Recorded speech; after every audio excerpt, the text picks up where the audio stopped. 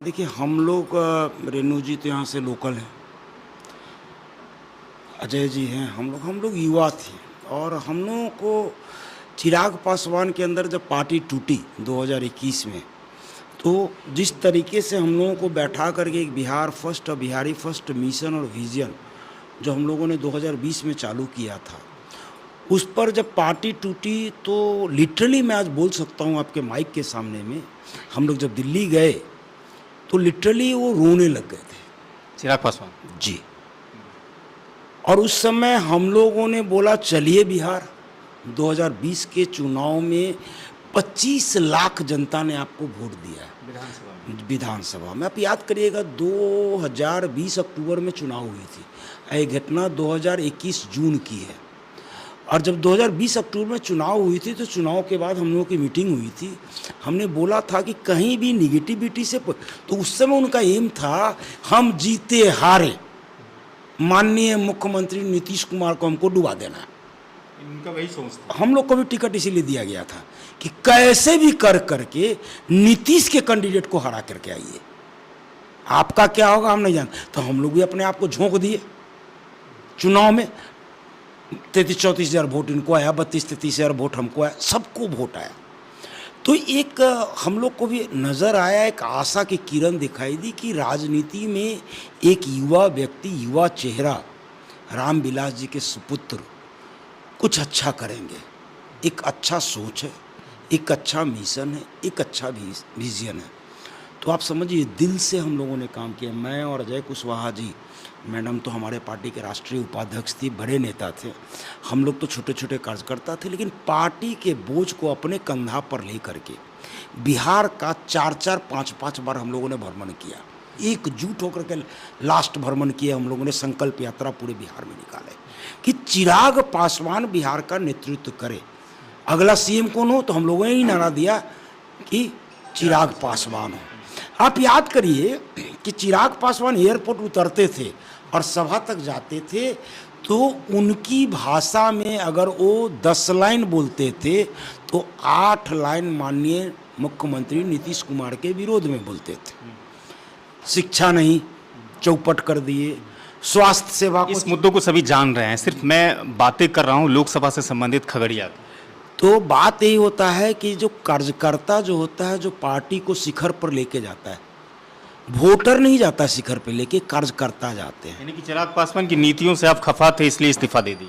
हम सारे लोग उनके काम करना, जो चूंकि जब उनको 5 टिकट जब नहीं मिला था, तब का जो उनका एक रोल था, एज ए बिहारी युवा कहते हैं, मैं युवा बिहारी हूँ, बिहारी कहने पर मुझे गर्व आता है।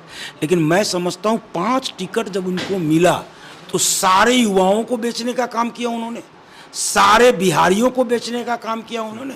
बिहार फर्स्ट, बिहारी फर्स्ट को लेकर के जितने कार्यकर्ता इनके साथ में, सबको बेचने का काम किया। क्योंकि ये बार बार एक बात बोलते हैं, सुनिए 2 मिनट, ये बोलते हैं कि मेरे यहाँ 5 सीट थे और 50 मेरे कार्यकर्ता चुनाव लड़ने वाले थे। मैं इस बहस में नहीं जाना चाहता हूँ कि 50 थे, 10 थे, 15 थे, लेकिन मैं एक बहस जरूर करना चाहता हूँ। जब पार्टी टूटी थी तो इन्हीं कार्यकर्ताओं के बदौलत आप शिखर पर गए, और हम कार्यकर्ताओं के वजह से 16 जनवरी को जिनका हाजीपुर में हम लोगों ने एक जनसलाब उतारा, इसके वजह से उनको 5 सीट मिली। लेकिन 5 सीट मिलते सारे कार्यकर्ता को भूल गए। मोदी जी ने भरोसा तो जता दिया चिराग पासवान पर, लेकिन आप उनके साथी थे, आपने भरोसा नहीं जताया। बिहार में युवाओं का दम भरने वाले चिराग पासवान कभी ख्वाब देखा करते थे कि हम मुख्यमंत्री बनेंगे, अब आप भाग गए वहाँ से। नहीं, देखिए ऐसा है कि जो ये पार्टी जब से टूटने के बाद इस तरीके से पार्टी के कार्यकर्ताओं ने चिराग पासवान जी को लेकर पूरे बिहार में जिस तरीके से हम लोगों ने मेहनत किया, उसी मेहनत का परिणाम था कि पार्टी को 5 सीट भारतीय जनता पार्टी नित गठबंधन से मिला। और जब सीटें मिली तो उसके बाद ये चर्चाओं का बाजार गर्म हुआ कि पार्टी के अंदर के कार्यकर्ताओं को ही पार्टी में चुनाव लड़ाया जाएगा। तो बुरे वक्त में जितने लोग पार्टी के साथ थे, वैसे किसी एक भी कार्यकर्ता को चिराग जी ने टिकट नहीं दिया। और जब टिकट का वितरण हो गया तो सभी कार्यकर्ताओं में व्यापक रोष था। तो उसके मद्देनज़र हम लोगों ने जब बैठ के निर्णय लिया, कार्यकर्ताओं से जब हम लोगों ने संवाद स्थापित किया, तो उसमें ये निर्णय लिया गया कि भाई अब ऐसे पार्टी में बने रहने का कोई औचित्य नहीं जिस पार्टी के अंदर कार्यकर्ताओं का कोई मान सम्मान न हो। तो उस परिस्थिति में हम लोगों ने पार्टी छोड़ दी। कितना परिणाम में बदलाव देखने मिलेगा खगड़िया में? देखिए, हम लोग तो कार्यकर्ता हैं, और जब कार्यकर्ता हैं, जब आप जिस कार्यकर्ताओं के बदौलत पार्टी खड़ी होती है, पार्टी के नींव कार्यकर्ता होते हैं, आम जनता होती है, वोटर मतदाता होते हैं, तो मतदाता वोटर का रुझान निश्चित रूप से कार्यकर्ता के प्रति रहता है। अब जिस खगड़िया में जैसे हम लोग अभी बैठे हैं, तो आप देखिए यहाँ पर जिस तरीके से पैराशूट उम्मीदवार चिराग जी ने दिया है, निश्चित रूप से सामने संजय कुशवाहा जी जो महागठबंधन के उम्मीदवार हैं, ये कहने में कोई गुरेज नहीं है। पैराशूट क्या होता है? पैराशूट होता है गंगा उस पार से आए हैं, उड़ करके आए हैं। हाँ, उड़ के ही ना आए हैं, उड़ के ही तो आए हैं। खगड़िया के किन्हीं लोगों से पूछिएगा कि खगड़िया का कोई एक व्यक्ति उस व्यक्ति को जानता है क्या? सिर्फ इस बात से आज जानना शुरू कर दिया होगा कि चिराग जी ने उसको अपना छाप दे दिया। इस बात को मानते हैं कि लोकल बनाम बाहरी मुद्दा है? निश्चित रूप से होता ही है ना।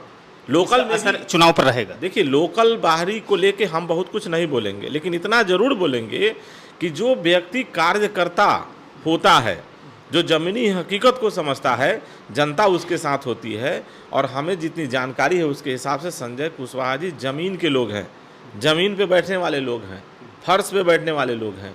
तो जमीनी कार्यकर्ता, और ये जो है ना, ये खगड़िया बहुत उर्वरा जगह है, जरखेज मिट्टी। निश्चित रूप से। तो ऐसे जगह में ऐसे लोगों को लोग पसंद नहीं करेगा। एक से एक ऐतिहासिक पुरुष यहाँ से निकल के गए हैं।